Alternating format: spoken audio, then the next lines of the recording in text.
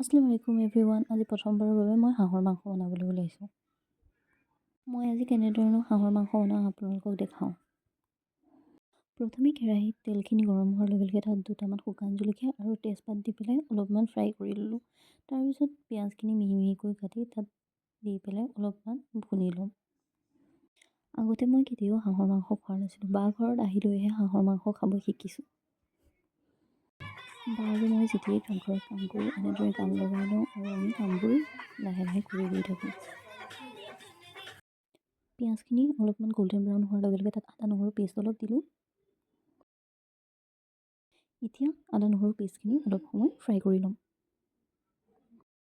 আদা নহৰু পেষ্টখিনি ফ্ৰাই হোৱাৰ পিছত ইয়াত হালধি, ধনিয়া গুড়ি, জিৰা গুড়ি আৰু জলকীয়া গুড়ি দি পেলাই শুকান মছলাসমূহ দি পেলাই অলপ টাইম ফ্ৰাই কৰিম। মছলাখিনি যাতে জ্বলি নাযায় সেইবাবে অলপ পানী দি দিলোঁ। এতিয়া মছলাখিনি অলপ সময় ভুনিবলৈ দিয়া হ'ল যাতে মছলাৰ তেলখিনি অলপ সময় ওলাই যায় ভুন খায়। মছলাখিনিৰ পৰা তেল ওলোৱাৰ পিছত আমি এতিয়া হাঁহৰ মাংসখিনি মছলাখিনি দি দিলোঁ আৰু অলপমান ভালদৰে লৰাম।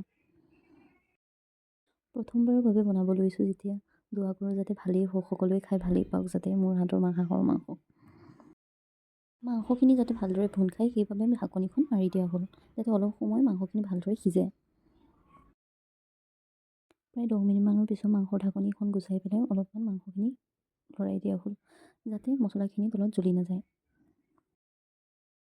এতিয়া দুটামান ইলাচি, লং, দালচেনি খুন্দি পেলাই মাংসখিনি দি দিয়া হ'ল আৰু আগতে ফ্ৰাই কৰি থোৱা আলুখিনিও মাংসৰ লগত মিহলাই দিয়া হ'ল। পানী এতিয়ালৈকে অলপো ইউজ কৰা হোৱা নাই।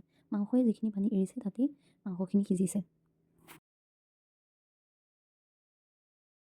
হাঁহৰ মাংসত তেল হেনো বেছি থাকে সেইবাবে পানী ইউজ নকৰোঁতেও মাংসৰ পৰা তেলখিনি ওলাই আহিছে।